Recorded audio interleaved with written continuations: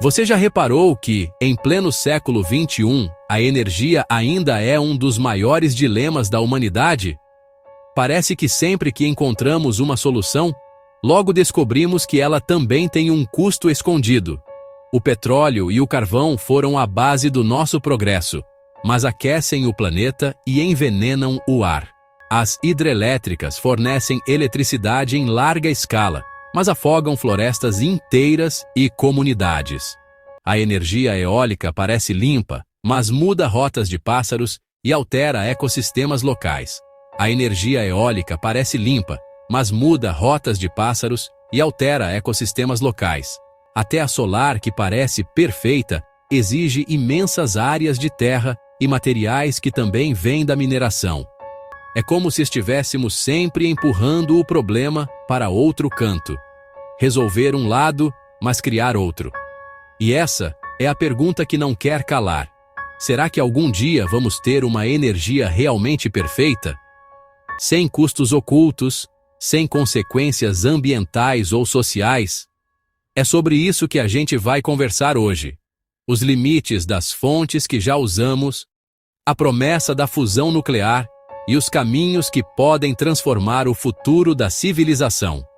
Olá, eu sou o Rafael e esse é o Papo de Nerd, onde eu trago as perguntas que passam pela minha cabeça, já com as respostas que eu encontrei para elas. Fica comigo até o final, porque a energia que move o nosso mundo pode ser a chave para o nosso futuro ou para a nossa ruína. Quando falamos em energia, a primeira coisa que vem à mente ainda são os combustíveis fósseis: petróleo, carvão, gás natural. Eles foram a base da Revolução Industrial e continuam, até hoje, sendo responsáveis pela maior parte da eletricidade e do transporte no mundo. Mas o preço disso não é pequeno. Emissões de carbono, mudanças climáticas, poluição atmosférica. Acontece que, quando pensamos em alternativas, logo percebemos que não existe mágica. A energia hidrelétrica, por exemplo, que aqui no Brasil é tão importante, exige a construção de barragens gigantes que inundam cidades, florestas e até territórios indígenas. A energia eólica, que parece tão limpa, já foi responsável por mudar rotas migratórias de aves em várias regiões do planeta. A energia solar, apesar de promissora, precisa de grandes áreas para a instalação e depende de materiais extraídos da terra, muitas vezes com impacto ambiental pesado. É como se cada fonte de energia fosse um remédio com efeitos colaterais. Resolve um problema, mas cria outros. E a grande questão é que não dá para simplesmente desligar tudo. O mundo moderno depende de energia para absolutamente tudo. Manter hospitais funcionando, fábricas, transporte, internet, comunicação. Não é exagero dizer que energia é o coração da civilização. E é por isso que cientistas e engenheiros estão em uma corrida contra o tempo. Precisamos de uma fonte que seja poderosa, abundante e limpa. Mas será que isso é possível? Entre todas as alternativas que a ciência já colocou na mesa, uma delas se destaca como quase um santo graal da energia: a fusão nuclear. Para entender o que isso significa, a gente precisa pensar no Sol. A estrela que mantém a vida na Terra brilhando há bilhões de anos é, na prática, um imenso reator de fusão natural. Lá dentro, sob pressões e temperaturas absurdamente altas, os átomos de hidrogênio se fundem, formando hélio. E nesse processo, liberam uma quantidade absurda de energia. Agora imagine se nós conseguíssemos reproduzir esse fenômeno aqui na Terra, de forma controlada. Seria como ter um pequeno sol dentro de uma usina. A diferença é que, ao contrário da fissão nuclear, que é o que usamos hoje nas usinas atômicas e nas bombas, a fusão não gera o mesmo tipo de lixo radioativo de longo prazo. Além disso, o combustível necessário é relativamente abundante. Isótopos de hidrogênio, como o deutério, que podem ser extraídos até da água do mar, e o trítio, que pode ser produzido em reatores. Se a gente conseguisse dominar isso, teríamos uma fonte praticamente inesgotável de energia, limpa e segura. Um reator de fusão pode ser desligado simplesmente puxando da tomada. Nada de explosões descontroladas ou nuvens radioativas. Parece perfeito, né? Mas o problema é que fazer isso acontecer é muito mais difícil do que parece. A fusão exige recriar, em laboratório, condições tão extremas que até agora só conseguimos em testes controlados, e sempre gastando mais energia do que conseguimos gerar.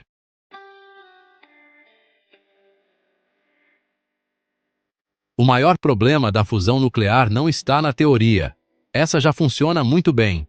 O desafio está na prática. Como segurar uma reação tão violenta e quente que chega a temperaturas de milhões de graus Celsius? Nenhum material conhecido seria capaz de armazenar algo assim sem derreter instantaneamente. Por isso, os cientistas tiveram que pensar em soluções criativas. A principal delas é usar campos magnéticos poderosíssimos para manter o plasma, aquele gás superenergizado onde ocorre a fusão, suspenso, sem tocar nas paredes do reator. É como tentar segurar um sol em miniatura com um campo de força invisível. Durante décadas, isso parecia apenas ficção científica. Os reatores experimentais consumiam muito mais energia do que conseguiam gerar. Mas nos últimos anos, tivemos avanços empolgantes. Em 2022, por exemplo, pesquisadores nos Estados Unidos anunciaram um marco histórico. Conseguiram pela primeira vez extrair mais energia da fusão do que a quantidade usada para iniciá-la. Não foi muito, mas mostrou que o caminho é real. Na Europa, projetos como o ITER, um dos maiores esforços científicos internacionais da história, estão tentando construir reatores que possam provar a viabilidade comercial da fusão. A ideia é que, talvez nas próximas décadas, a fusão deixe de ser apenas uma promessa e passe a ser uma solução concreta. Ainda é cedo para cravar datas, mas a esperança é que, se der certo, teremos energia praticamente infinita, limpa e segura, mudando completamente o jogo da civilização humana. Quando a gente fala em energia limpa, parece que estamos resolvendo todos os problemas do mundo. Mas não é bem assim. Cada nova fonte de energia traz consigo um novo tipo de desafio, e muitas vezes ele está escondido.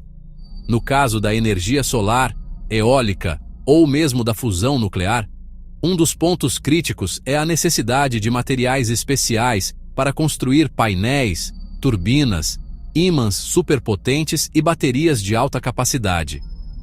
Esses materiais são chamados de terras raras. Apesar do nome, muitas delas não são tão raras assim. O problema é que sua extração é cara, trabalhosa e muitas vezes poluente.